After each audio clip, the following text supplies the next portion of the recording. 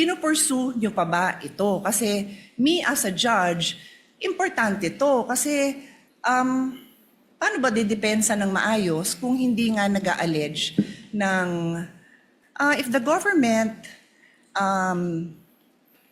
had in mind that there's a business and of course a particular businessman or businesswoman who is violating a lot of laws pertaining to the operation of their business, be it customs law, BIR, regulations.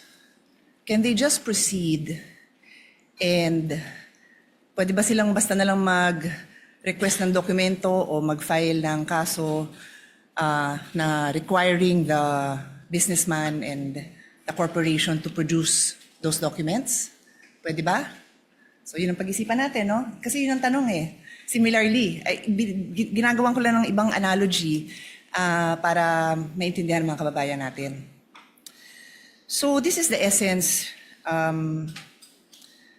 dear colleagues, parties, of the principle of due process. This is ingrained in our Constitution. Totoo po na may karapatan ang gobyerno at obligasyon ng gobyernong patakbuhin ng maayos ang gobyerno. But it is always with due respect to the rights of every individual Filipino. That is the right to life, liberty, and property. So bago mo sagasaan yung right to life, liberty, and property, siguraduhin mo lang na may basehan ka. Yun lang naman ang sabi. So of course, ako, gusto ko talaga na maayos ang patakbo ng gobyerno para if somebody's life is also in danger, then government has to step up and prevent somebody's liberty. Kasi nga, sinasagasaan niya yung life and liberty ng ibang tao. So it's a balance. No? I think we can all agree it's a balance. So I want to go straight into a landmark case and I will ask both parties for their legal opinions on it kasi it is a legal proceeding. Pero gawin niyo lang simple para hindi masyado complicated para sa mga nakikinig sa atin. So in the landmark case of Stonehill versus Diokno, 1967 pa po to, karamihan ng mga lawyers hindi pa pinapanganak. The importance of due process was highlighted and the Supreme Court discussed 2 points. General warrants are void. Sabi ng Supreme Court, a warrant must be issued on probable cause for one specific offense and must particularly describe the thing being seized. So kailangan particular ang description dun sa warrant. Warrants that leave it to the discretion of the officers serving them to decide what to seize or general warrants are outlawed by the Constitution because they place the sanctity of the home and privacy at the mercy of prosecutors. So sinabi dito na kailangan specific. Take note warrant ito ha. Supina naman ang pinag-uusapan natin. Alam ko po yun. Pero I'm pointing it out kasi ang magiging tanong ko later on is kung relevant ito sa kaso. Okay? The other principle that was established in Stonehill versus Diokno was the exclusionary rule. Evidence obtained through an unconstitutional search is inadmissible for any purpose in any proceeding. Ito po yung tinatawag na the fruit of the poison tree. Pag nakuha mo yung information dun sa bawal na paraan, kung ano yung information mo, bawal ipakita yon. And this is where I need to get guidance from the presiding officer. If I'm allowed, I don't have to name names, to share the discussion that we had in caucus para lang mabanggit ko na ito yung mga provisions of law na napag-usapan. Am I allowed to do that? Would you like me to approach you? Please let me know because I will abide. Basically, because ang nangyari is we had our own discussion and I want to mention the provisions of law that we discussed. I don't have to mention names. The lady may proceed. Okay, thank you. So, tungkol dito sa exclusionary rule, ulitin ko, fruits of the poison tree, dun nga sa aming very open discussion, and I thank many of our colleagues who were I think we engaged in a fruitful discussion for some, not for all. I think yung iba talagang gustong makipag-debate at di-debate kasi gusto ko rin matuto, no? I think all of you will attest na I also wanted to learn from all of you kung anong perceptions nyo sa batas, kung ano din yung sinasabi ng mga abogado nyo. So dun sa fruits of the poison tree, sabi ko, kung yung pinanggalingan ng mga dokumento bawal na kunin ng basta-basta, then paano mo gagamitin? And meron kasing observation na lumabas na kasi yung documents na yon sa House. So nakita na ng publiko sa House. So sabi ko, pero if I will look at, and this is where I will pose the question to all of you, no? Medyo layered so pasensya na sa medyo complicated. Yung isang concern ng defense na nabasa ko is that hindi nag-allege ng ultimate facts. Hindi klaro kung ano yung naging kasalanan at hindi na-identify ng maayos itong facts na to that lead to a conclusion of law. So wala daw yun. Later on, I will ask both parties again to also clarify that. But the point is, kung walang basihan yung paglabas ng ebidensya na yon, it is the fruit of the poison tree, then you cannot use it. So yun yung importante dito kasi I'm sure nakita nyo sa korte kahit sabihin nyo pong sa mga legal drama na na-throw out, the case is thrown out because na-violate ang due process. So that's the discussion I want to have. I want to hear both ha. Wala akong kinikilingan dito. I'm just explaining na yun yung argument ng defense na walang due process, kulang at why prosecution would you say na nasusunod yung due process. And before I give the floor to the parties, yung sinabi kong kaso na Stonehill versus Diokno, very interestingly, involves the esteemed father of our colleague, Congressman Prosecutor Chel Diokno. In the case of Stonehill versus Diokno, the father of Congressman Diokno was the Secretary of Justice. And in this case, the government, through the Secretary and other prosecutors, suspected that Harry Stonehill and his associates and several corporations that they controlled were violating central bank laws, tariff and customs laws, Internal Revenue Code, and the Revised Penal Code. So nag-request sila ng issuance of search warrant. At ang gusto nilang tingnan is books of accounts, financial records, vouchers, receipts, ledgers, etc., and other documents showing all the business transactions. Stonehill and the other petitioners filed a petition before the Supreme Court arguing that the search warrants were general warrants because they did not particularly describe the things to be seized. So, general pa pala yun. Books of accounts, financial records, receipts. General pa pala yun. And the Supreme Court ruled that indeed, general warrants are void. Warrants must be based on probable cause. Nasabi ko na yun, ano? And then the case also adopted the exclusionary rule holding that evidence seized under an unconstitutional warrant is inadmissible. So, I now pose my questions. Applicable po ba ang kaso na ito, Hill versus Diokno, as far as the prosecution is concerned? And then also for the defense, applicable. Take note, I've read most of the pleadings. Well, all of the pleadings, mahahaba sila. I kinda know your answer, but sa dami, I like to hear it again. And I think, of course, karamihan ng kababayan natin did not read it. So explain natin sa kanila because this is a landmark case. Kung ikaw ay law student na magbabar, ito yung mga kasong titingnan mo. So malay mo, matanong yan sa bar. So nakatulong man lang tayo dun sa mga bar students na maliwanagan sila. Baka mamaya trick question to. Is it applicable or not? That is my question. I will sit down and then I will come back for my next. Thank you. Thank you, Your Honor. If I may be recognized.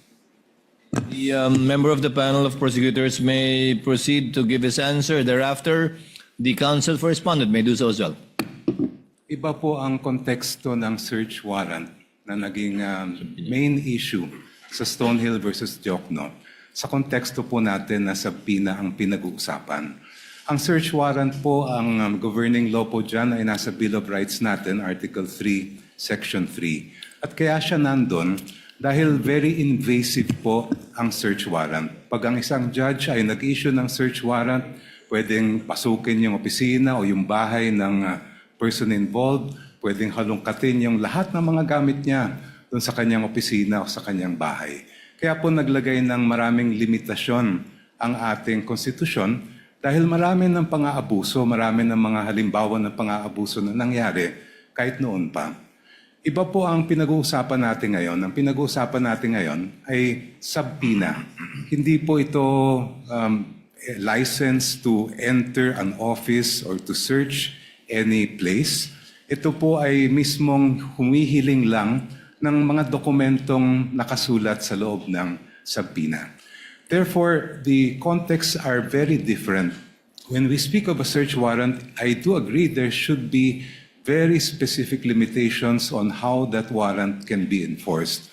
Pagdating naman po sa subpoena, meron din po yan, but that is not governed by the Constitution. It's governed by Rule 21 of the Rules of Civil Procedure, which basically provide that for a subpoena to be valid, it must be relevant and it must be definite. Ibig po sa relevance ay may kinalaman na may kaugnayan yan sa mga kailangan patunayan ng mga facts. At ang pagdating naman sa definiteness ay klaro kung anong mga iba't ibang dokumento ang hinihingi. In our case, we respectfully submit, Your Honors, that we have met both the standards of relevance and materiality. The BIR records, the bank records, and the records of the Anti-Money Laundering Council are relevant to the facts in issue pertaining to the charges of unexplained wealth. Hindi po natin malalaman kung talagang merong unexplained wealth ang Vice President kung hindi natin mabubuksan yung kanyang mga bank records, kung hindi rin natin makikita at mailalatag ang anti-money laundering at PIR records po nila. And insofar as definiteness is concerned, we have specified the particular documents that we are requesting, and we have included as well an explanation of why those are important. Kaya sa aming pananaw po ay we have satisfied the requirements for a subpoena do Sesteco. Thank you.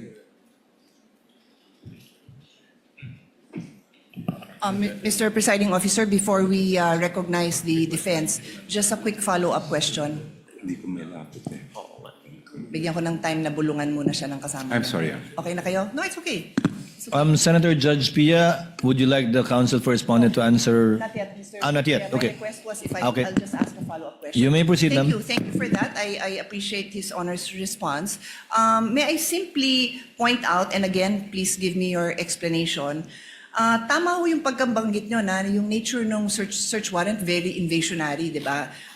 Because it requires that pasukin yung bahay, halughugin yung gamit.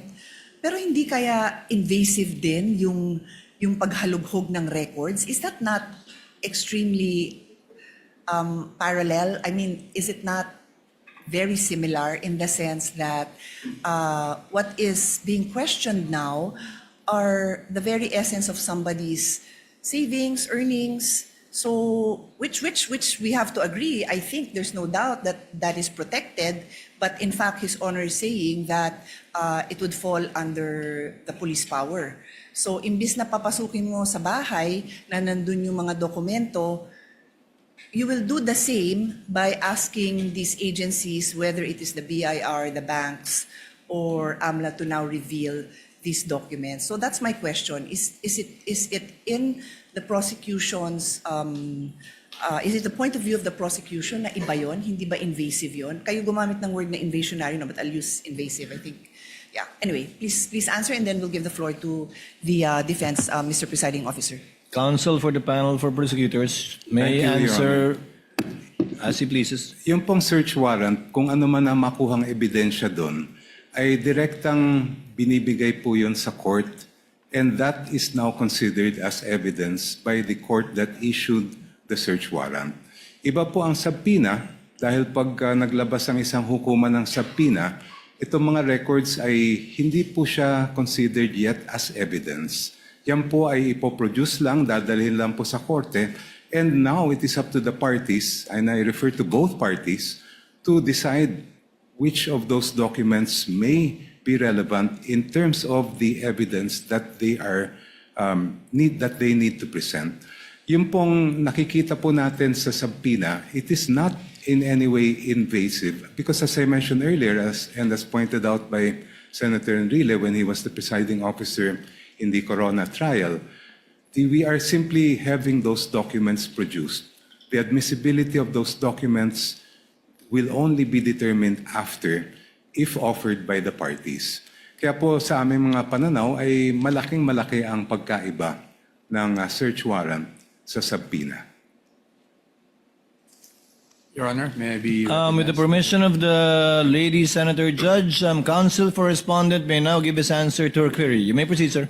Thank you, Your Honors. Your Honors, ang posisyon po ng depensa dito ay subpoena and a search warrant are very much similar in that both are compulsory processes. No? So, yes, hindi tayo papasok sa bahay ng isang tao o ng nasasakdal, but it will be intrusive because we will be opening up all the financial transactions for sabi nga dito, almost 20 years of the respondent. Kaya po, katulad ng isang search warrant, the things that we are asking for through a subpoena must be particularly described. Kanina po, nabanggit po ng aking kagalang-galang na opposing counsel na particularly described na po yung kanilang naisulat. However, the defense does not agree with that proposition because if you look at it, tama naman po, nakasulat po dito ng hinihingi nila ay account opening and maintenance records, KYC documents, information files, signature cards, all account and transaction records, ledgers, journals. Basically, Your Honors, this is everything. Ibig sabihin, ni-specify lang nila ang nilalaman ng lahat ng bank records ng respondent. So in our view, Your Honors, while they took pains to specify each and every document, the truth of the matter is they're asking for everything. Ngayon, pagdating sa subpoena, and even in the case they cited, yung Rocco versus Contreras, no? Nakasulat po doon that for a subpoena to be validly issued, when we talk about particularly describing yung kung ano yung hinihingi, it has to be evidence that is both relevant and material. So ang tanong namin, saan ba dito yung relevant or material? Kasi lahat na po ng records hiningi eh. So, and this bolsters our theory, of course with all due respect to the opposing side, na kaya namin tinatawag o kaya namin natawag na fishing expedition ito. Kasi lahat na ng records hiningi, pero hindi naman matukoy which would actually be relevant, which would actually be evidentiary to the accusations they have made under the articles of impeachment. So, pero dito, hinihingi natin 20 years worth of records. And then, paano po yun? Hihimayin natin, maghahanap tayo ngayon kung may relevant o wala. Which brings me back to yung BIR records. Nakaseal po yung box. So, I would say, both parties, hindi natin alam kung anong nasa loob nun. Yet, we're hoping na somehow, pag nabuksan yung box na yon, meron po tayong makikitang ebidensya. And that's why, again, with all due respect, we called it a fishing expedition. Kasi hindi naman na-identify kung ano mismo doon yung pwedeng ebidensya laban sa sinasabing unexplained wealth umano ng Vice Presidente. So, with the question, for us, yes, the Stonehill case, Stonehill versus Diokno, directly applies to the current proceedings. Kasi nga po doon, sinasabi talaga na dapat specified yung hinihingi, particularly described and relevant. But as of this point, they're asking, Your Honors, for all of these things. And again, while they specified each and every document, kung babasahin niyo po ng mabuti ito, they're actually asking for all bank records without, in fact, telling us which transaction is relevant to their accusation, which transaction will actually support their accusation. Yun po yung aming pananaw dito sa tanong ng ating kagalang-galang na hukom. Thank you po. If Your Honor, please may be allowed to respond. Hold on, counsel for the panel of prosecutors. Senator Judge Pia is the one asking the questions. Unless it's not a debate between the two counsels. You're merely responding to answers from questions by senator judges. I actually prefer not, pero alam mo na, baka sabihin naman na may bias tayo pag di ko naman pinayagan. Di payagan. no, I defer to... Senator Judge Pia, you asked a question, they answered. It is not for the opposing counsel to answer points raised. They had that chance when they did their oral arguments, rebuttal and surrebuttal. You may proceed with your question, Senator Pia. Sige, my question is, what is your question? or what is your comment? Go ahead. But keep it brief. Keep it brief. Thank you so much, Your Honor. I just wanted to point out that this is the first time actually an impeachment court is faced with the challenge of determining whether the charges of unexplained wealth are valid or not. And yung previous Corona case, hindi po pinayagan ng impeachment court yung Article 2.4 ng Article 2. At kung ang magiging batayan po natin ay yung naging mga desisyon ng ating Korte Suprema, sinabi mismo ng Supreme Court in several cases na pag ang usapin ay unexplained wealth, kailangan makita yung kabuuan ng kinita ng isang lingkod bayan at yung mga dineclare niya sa salian. Just to quote just a very short portion, sabi ng Supreme Court from the same case I cited earlier, the Ombudsman's failure to account for all lawful sources of income, including proceeds from business ventures and government benefits, further weakens the allegation that Rafael's wealth was unexplained. The incomplete assessment disregarded his accumulated assets over decades of public service, making it impossible to determine whether his property acquisitions exceed his legitimate financial capacity, end quote. Hindi lang naman po dito sa harapan nitong hukom na ginagawa yung pagtingin sa kabuuan ng isang lingkod bayan. The Supreme Court has done it in this case where they looked at decades of the financial records of the person charged with unexplained wealth. And it has also happened in the cases of Rabusa and Ligot, which were decided recently by the Honorable Court. Thank you. Your Honor, may I at least be given just 1 minute to respond to that, Your Honors? But of course, I will submit to the Senator pleasure. Judge Of course, I Pia will, yield. guess, Of course, I give you yield. the same opportunity, I'm assuming. Yes, Your Honors. Again, hindi ko po tinutuligsa o ino-oppose yung mga na-mention na case ng aking distinguished opposing counsel. However, those cases do not involve impeachment. And why is that relevant? Because in impeachment, as we have said, merong allegation ng unexplained wealth pero wala naman pong nakasuporta na mga documents para makita natin ano ba yung basis na naging aligasyon. Pangalawa po, again in impeachment, according to the case of Duterte versus House of Representatives, meron po tayong tinitingnan kung ano ba talaga ang impeachable offense. At yun po ay again, offenses or acts or omissions committed while the public officer is occupying the impeachable office and in relation to such office. That enough, Your Honors, is very clear under the decision. That is all, Your Honors. Thank you, Counsel for Respondent. Senator Judge Pia, may proceed.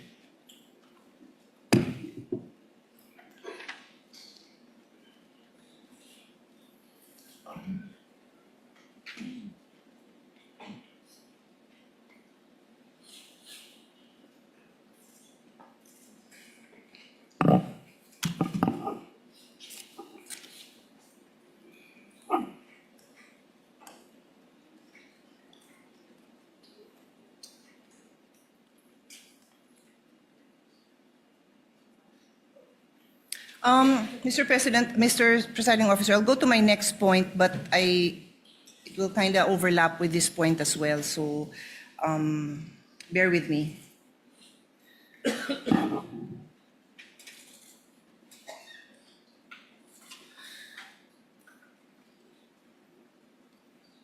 My next point, Mr.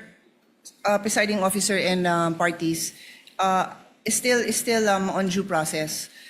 This is the requirement that every pleading must allege ultimate facts and must not contain conclusions of law. So again, I'll start with an example.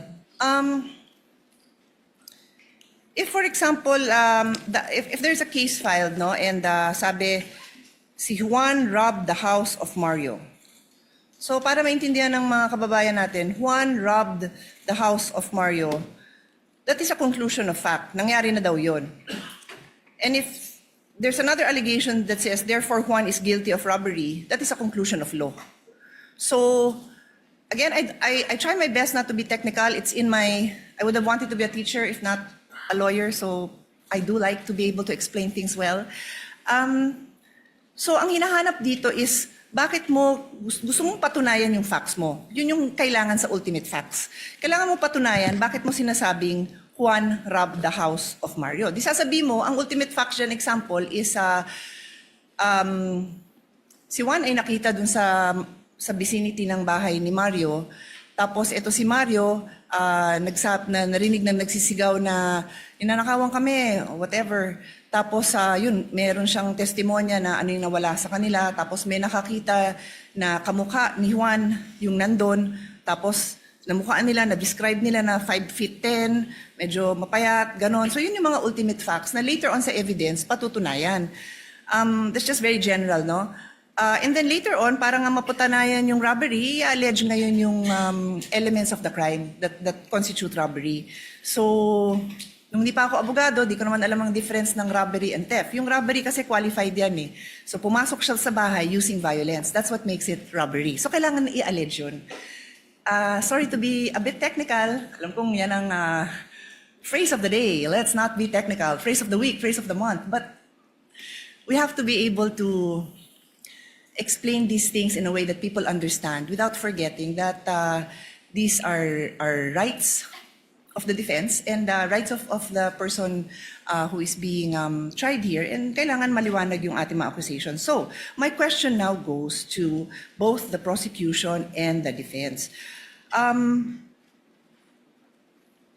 know that the defense in their answer questions the failure of the complaint or the articles to allege ultimate facts, and therefore I think they filed the case before the Supreme Court. I'll give you your time to answer because I don't really recall that I heard it mentioned in the oral argument. So again, with the permission of the presiding officer, papasadahan ko lang naman na nabanggit ko yun na nandyan yan sa nandun sa memorandum, pero hindi ko naalalang, I'm just speaking naman for myself kung ano yung mga sinabi ko dun sa aming meeting, na hindi ko naalalang nabanggit. Baka naman nasabi, hindi ko lang naalalang na-emphasize kasi nga limited yung time. But I do recall that it's in the complaint, it's in the answer, and then it's also in the memorandum. So, pinupursue nyo pa ba ito? Kasi me as a judge, importante to kasi paano ba didepensa ng maayos kung hindi nga nag-a-allege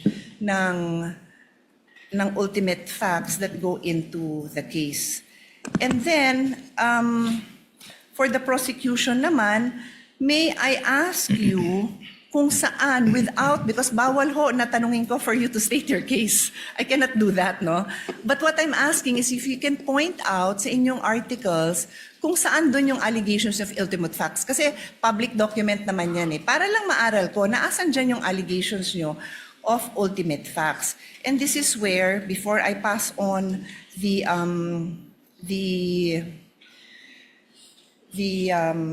floor to the parties to answer, I want to go into the principle of fishing expedition.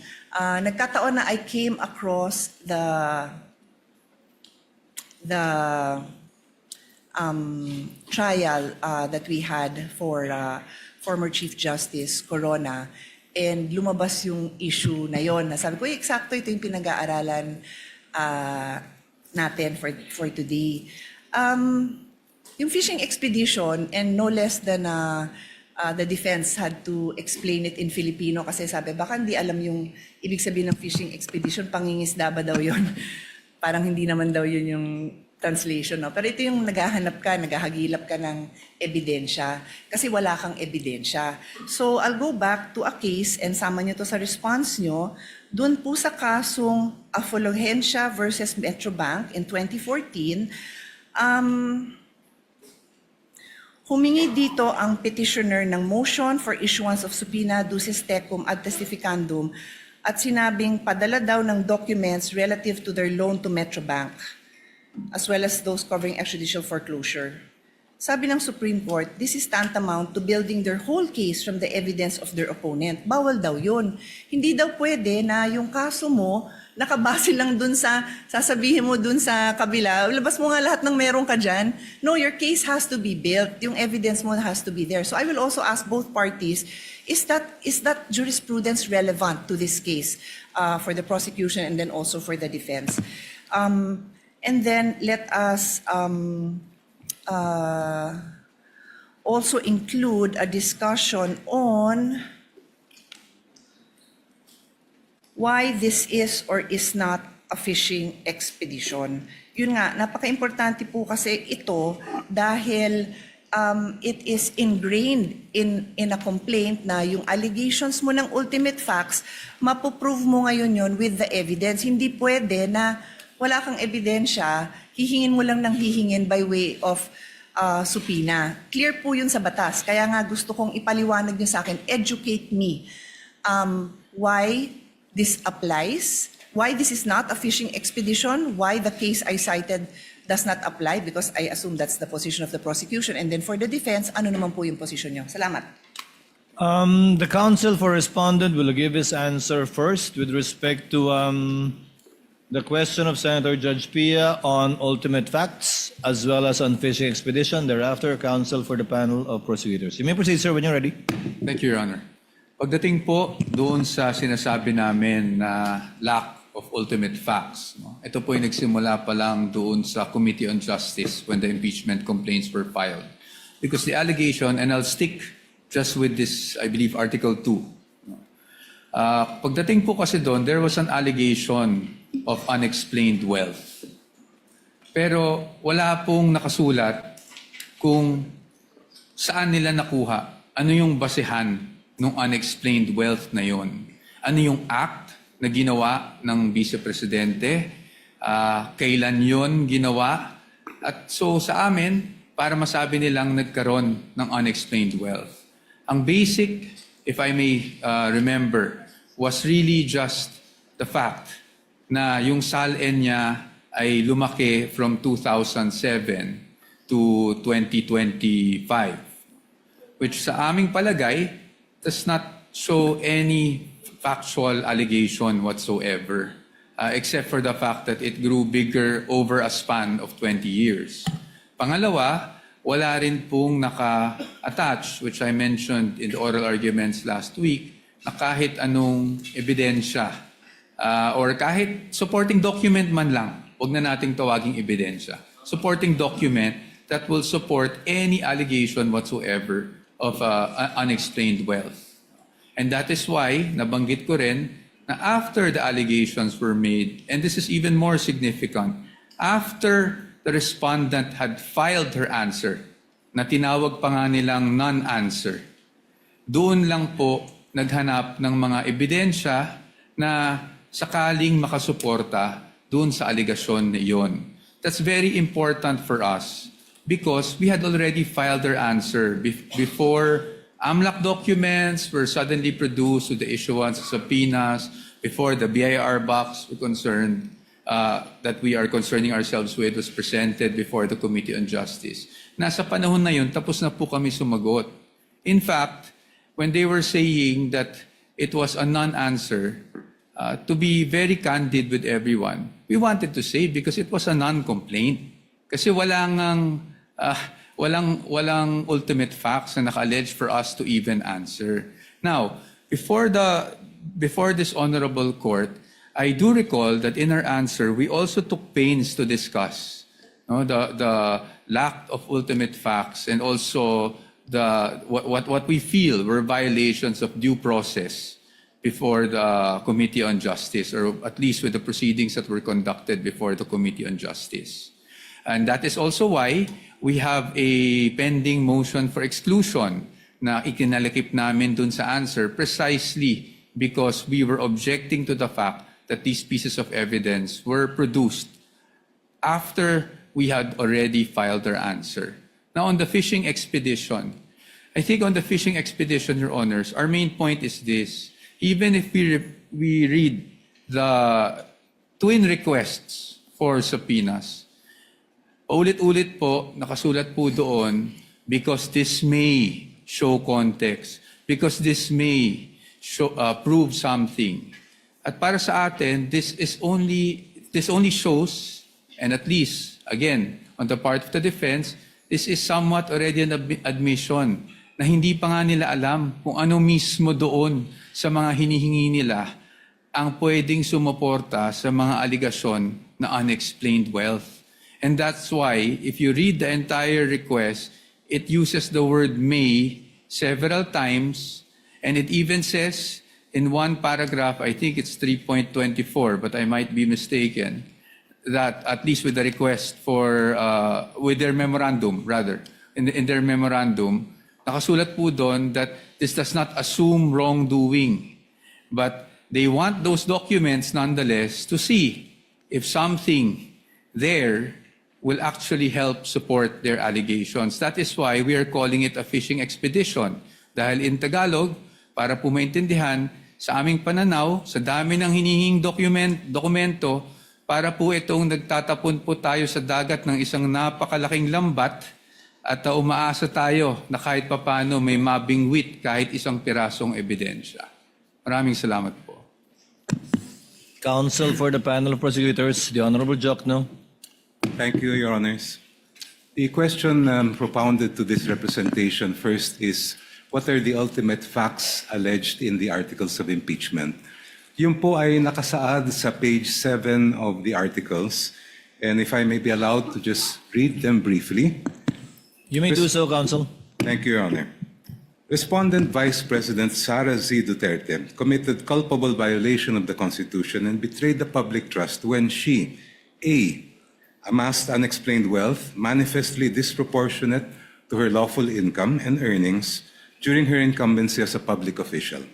B, failed to fully and truthfully disclose all her and her spouse's assets, liabilities, and net worth in her statement of assets, liabilities, and net worth, including in her salents for the years 2022, 2023, and 2024.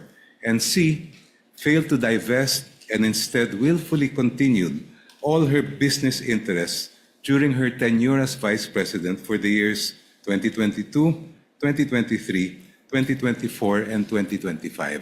Please allow me to briefly explain why these are ultimate facts.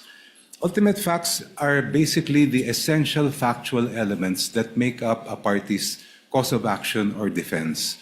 Halimbawa po, pag murder, treachery, evident premeditation, lahat ng mga kinakailangan ng batas para mapatunayan na murder po siya. In our case, we are alleging, first of all, unexplained wealth. And based on the jurisprudence, the elements of unexplained wealth, the factual elements are amassing unexplained wealth, manifestly disproportionate to one's lawful income and earnings during one's incumbency as a public official. So, nasatisfy po namin yung requirement na pag-allege ng ultimate facts or essential factual elements sa tatlong bagay na po ito. The evidentiary facts follow in the succeeding pages of the articles. Doon po namin dinetalye kung ano yung mga iba't ibang paraan kung paano nakuha o naamas ni Vice President yung ang sinasabi natin na unexplained wealth. On to the issue of fishing expedition. Yung pong fishing expedition po ay halimbawa may sabina na baka sakali meron tayong makita. Yun po ang ibig sabihin ng fishing expedition. When the party requesting information does not know what might be produced and just as an off chance tries to use that instrument in order to gain evidence that may be used against the other party. Dito po, malaki ang pagkaiba ng sitwasyon. Maalala po ninyo, during the hearings before the Committee on Justice, the Executive Director of the Anti-Money Laundering Council testified and produced documents showing that from 2007 up to the present, 6.7 billion pesos ang dumaan po sa account ni Vice President Sara Duterte. On that basis, and if we go deeper into that report, it says that during the period from 2007 to 2013, during the time that she served as mayor and vice mayor, umabot po sa halos o lampas 3 bilyong piso ang dumaan sa kanyang mga accounts.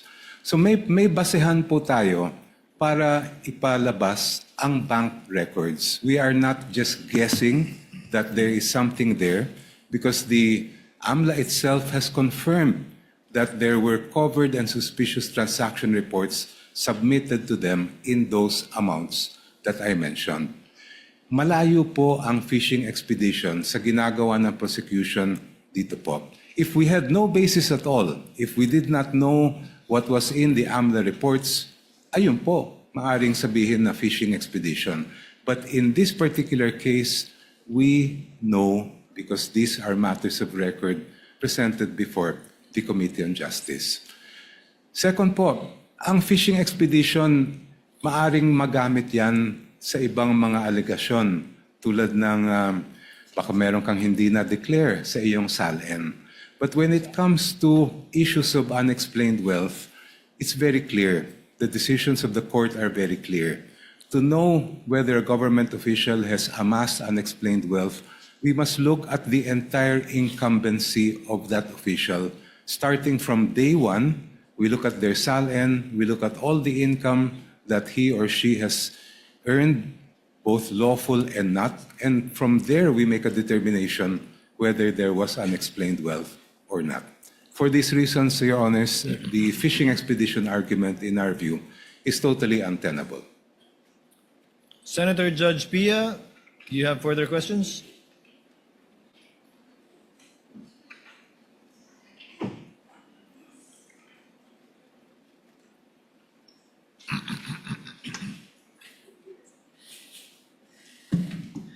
It's actually just a follow-up to what the how the prosecution responded. I think Senator Alan Peter will go into it, but since this is my line of questioning, I'll follow up lang on this point. No, His Honor, I earlier mentioned the fruit of the poison tree doctrine, and ulitin ko, pagka yung pinanggalingan ng information nyo bawal, hindi nyo na pwedeng gamitin yon. So His Honor said, I'm referring to Congressman Prosecutor Chel Jokno, they know the contents of the AMNA report, something to that effect, because it was presented in the impeachment hearing in the House. That is correct, right? That is your statement? Yes, Your Honor. Yes, oo. And I asked my question, and again, I will give both parties the opportunity to respond. Ano yung basihan na i-reveal ng AMLC and their representatives sa inyo in the impeachment hearing in the House? Because ang nakasaad sa law, I don't even want to use my understanding of the law because it's what is read in the law. And I won't take up the time of this court na isa-isahin ko yun, pero nakasulat doon na confidential ito. So ano yung basis na mailabas yun doon sa impeachment court? Because, and since the mga allegations na meron kayo. So that's my question. During our caucus, isa din sa lumabas na discussion, pero allowed ang AMLC and the specific officers to share that information. But the specific provision of the law, and please, both counsels, please respond, please elaborate on how this supports or does not support your case. A specific provision dun sa batas, yung sharing of information na yun, sabi, oy, kayo AMLC Council, mag-develop kayo ng rules kung paano kayo makakapag-properly share sa agencies.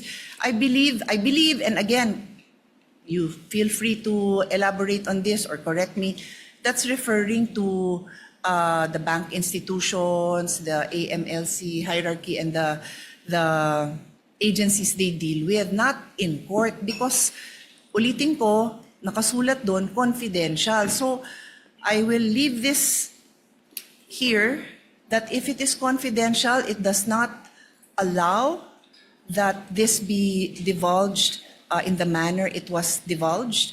Then how do you use that? Because that is precisely the doctrine of the fruit of the poison tree. Please take your time to tell us why that information is not the fruit of the poison tree, and obviously for the side of the defense, they will tell us why they believe that it is the product of the fruit of the poison tree. Thank you, Mr. President.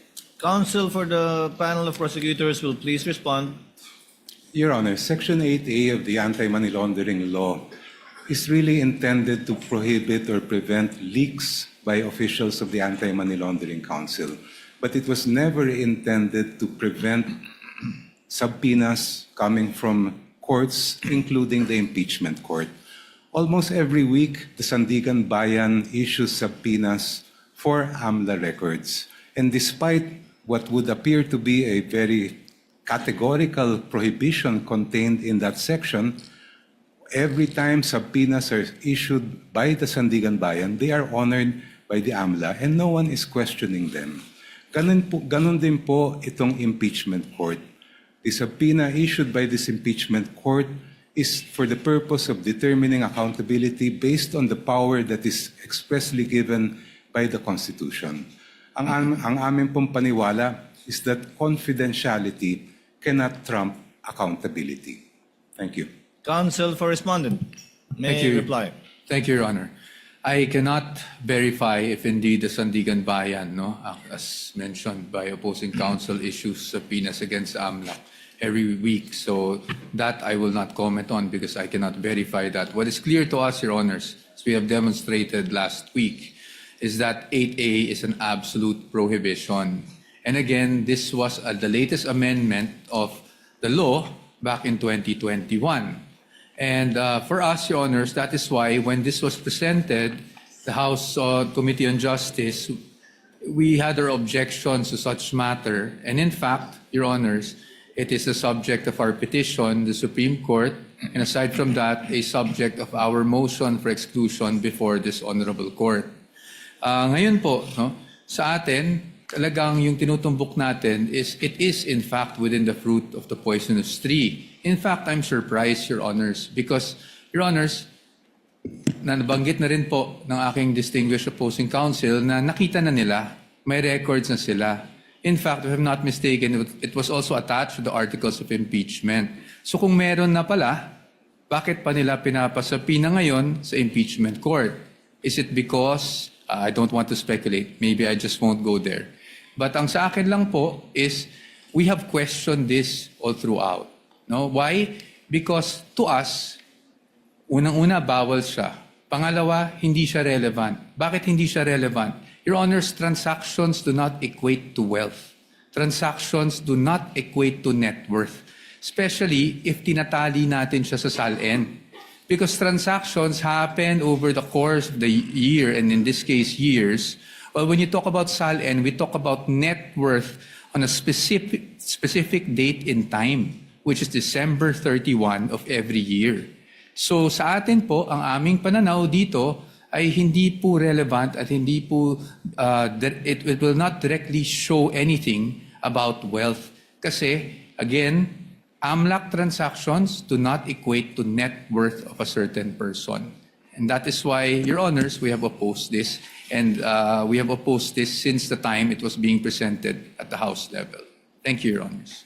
Just for the record and for the information of the senator judges, I'm not sure about the Sandigan Bayan issuing a subpoena every week as well against AMLAC.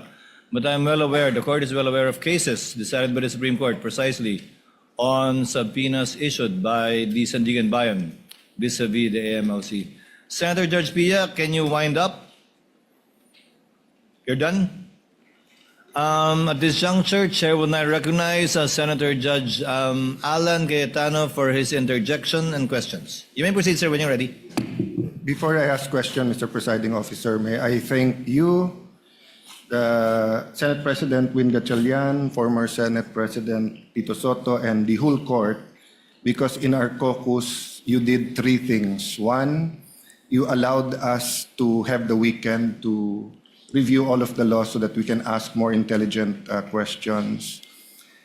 Two, you allowed to hear the discussions, mostly by Senator Pia, Senator Pangilinan, Senator Lacson, and former Senator Soto. And then number three, we discussed how a complex, or what word did you use a while ago, Mr. Presiding Officer, that it's two motions, but there are There may be issues underneath. or issues and sub-issues underneath. sub-issues. So that after we ask questions and after you make a ruling, we'll, instead of asking for a division of the House just in case we do not agree, I'll make a manifestation, and then if others agree on how we can manifest or submit in writing in what parts of the ruling we agree or disagree for the record. May I proceed, Mr. Duly President? noted, Your Honor. You may proceed, sir. Good afternoon, Attorney Jokno and Attorney Poa. Afternoon, sir. Yeah. So I really want to be enlightened. I have no illusion na magkakasundo yung dalawang side today because you have the eloquent Attorney Jokno on one side and the eloquent no joke on the other side. So sa pangalan pa lang baliktad na. But I think the discussions are very important. And I do appreciate your opening, Congressman Jokno. I appreciate your oral arguments because I've been pondering these questions. What if, hindi ko na sabihin this administration, let's say in future administrations, this exact thing happens, 5 years, 3 years, 10 years, iba ang SALN, iba yung income ng COA chairman or ng ombudsman. Ombudsman files cases, many, mukhang maraming congressman makakasuhan ngayon. So, very, very much relevant yung ating pinag-uusapan ngayon. So, just in the spirit of liberality, same kay Senator Pia, after one answers, if one wants to make a quick rebuttal, I'll ask you the question, but let's try to be concise. So, Counsel, may I ask, let's start with the case of Duterte versus House of Representatives. Thank you for reminding us about certain precedents and how I voted last time. But you would agree, di ba, that when you have legal proceedings, even in legislation, you follow what the latest law is. So, for example, if you're allowed to issue a general warrant before Stonehill versus Jokno, but after Stonehill versus Jokno, so if before Stonehill versus Jokno, walang doctrine of the fruit of the poisonous tree, then some policemen will still submit evidence that was illegally acquired. But after that, we have to follow.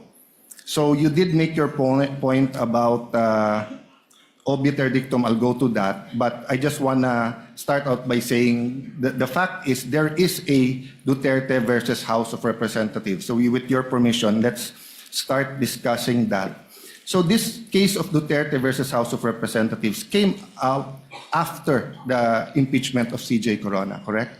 Yes, Your Honor. And the two elements was discussed in this case. The act charge must be impeachable under Article 11, Paragraph 2 of the Constitution, and 2, the act committed must be committed during the term of the impeachable officer. You commented on that. Can you elaborate or give your stand regarding, I think you agree with letter A, right? That the charge must be an impeachable offense. I mean, we all agree on that, right? Well, I would distinguish, Your Honor, please, between what we would call ratio decidendi, or the rule in that particular case, and obiter dicta, which are side comments or incidental remarks made in the opinion of the court. If we are speaking of the ratio decidendi of the Duterte versus House of Representatives case, I would have to disagree that it relates to the statements that you mentioned.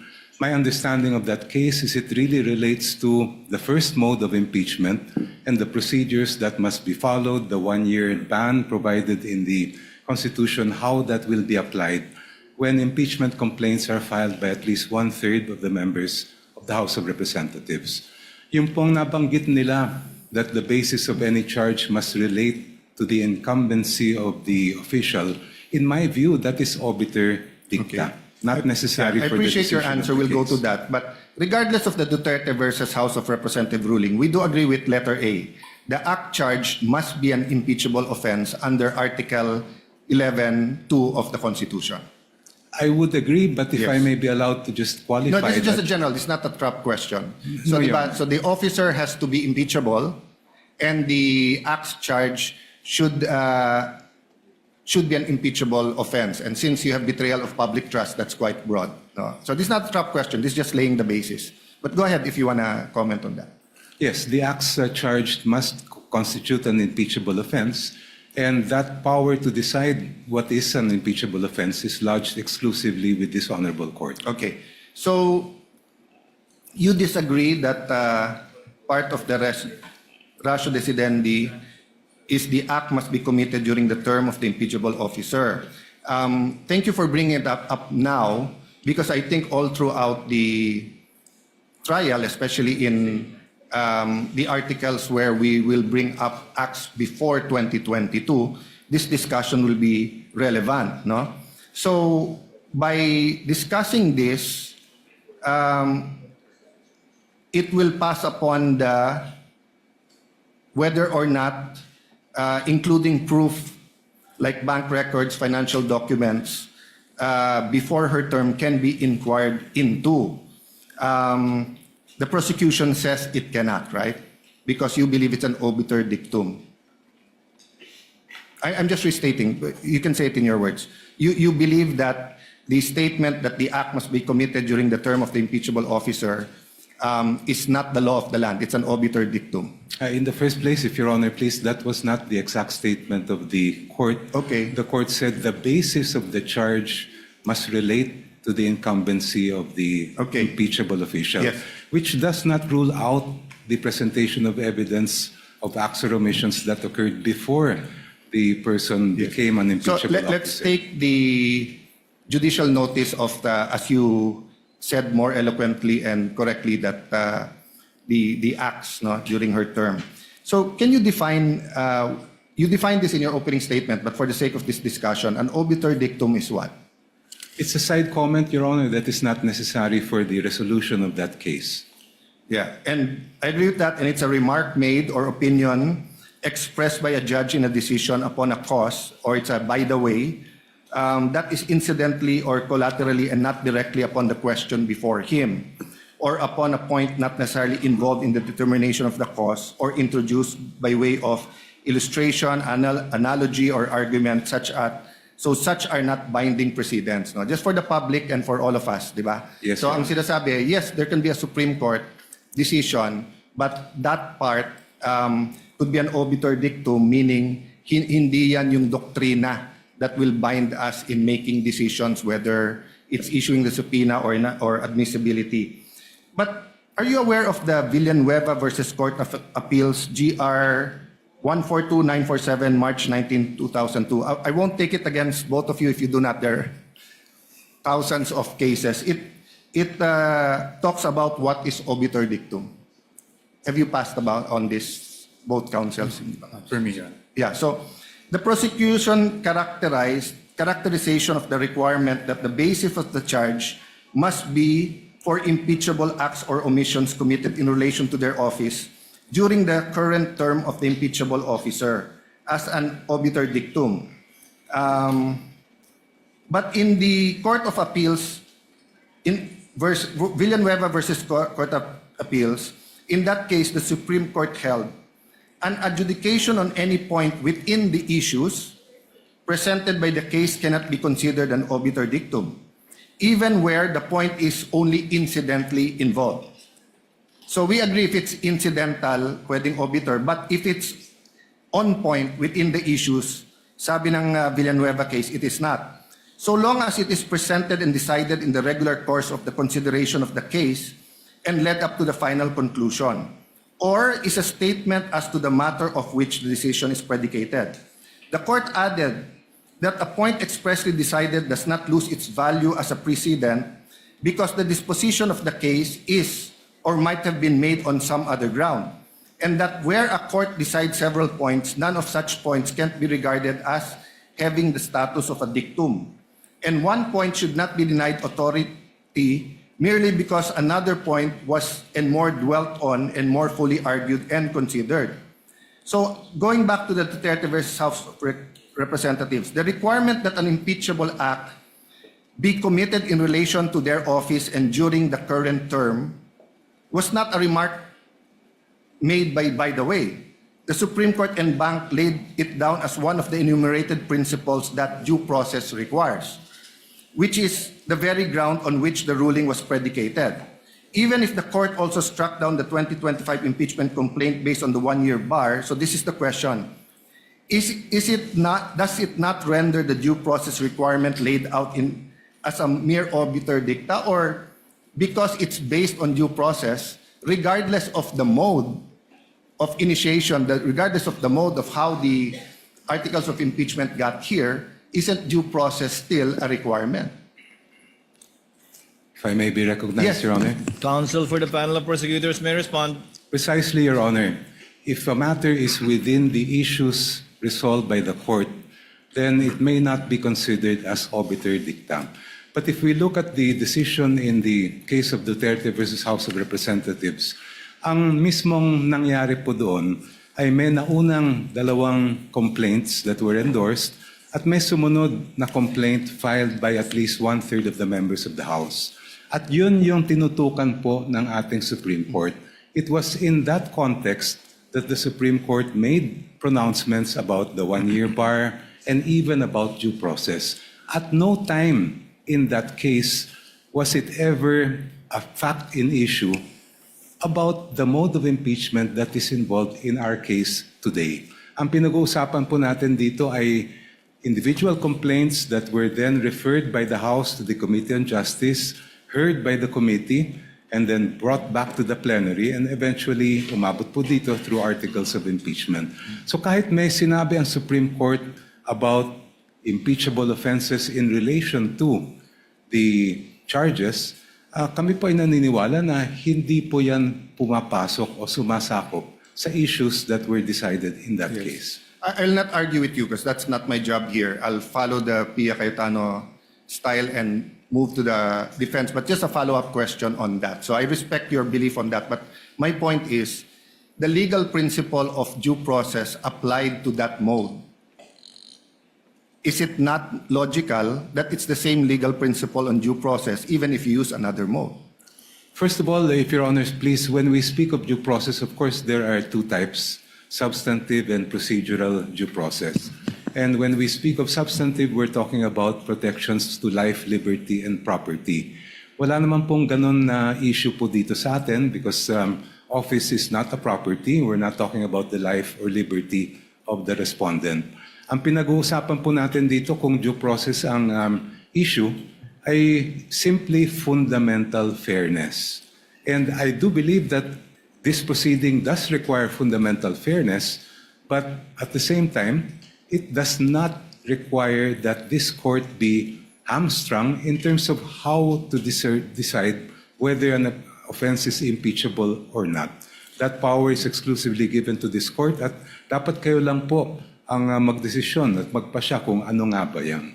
So when we speak of what is an impeachable offense, may kaugnayan po yan doon sa nabanggit ninyong the basis of the charge must relate to the incumbency because in our view, that is really something that each member of this honorable court will have to decide when the time comes. Yeah, later on, I'll ask you that question, whether or not, what, if ever, can the Supreme Court decide or what of their pronouncements will be applicable to this court and that. But my point is, if we're saying that pag ang mode of initiation is by 1/3 na pumirma diretso at ang nakalagay doon committed in relation to their office during the current term, wouldn't it be illogical if you use another mode and pwedeng hindi committed in relation to their office and during their current term? I don't think the Supreme Court would be illogical in saying this is the principle for due process in this mode but not in this other mode. Even if we assume, Your Honor, that that is not obiter, the statement that the basis of the charge must relate to the incumbency of the impeachable officer, we submit that that still applies and we have satisfied that test. Okay.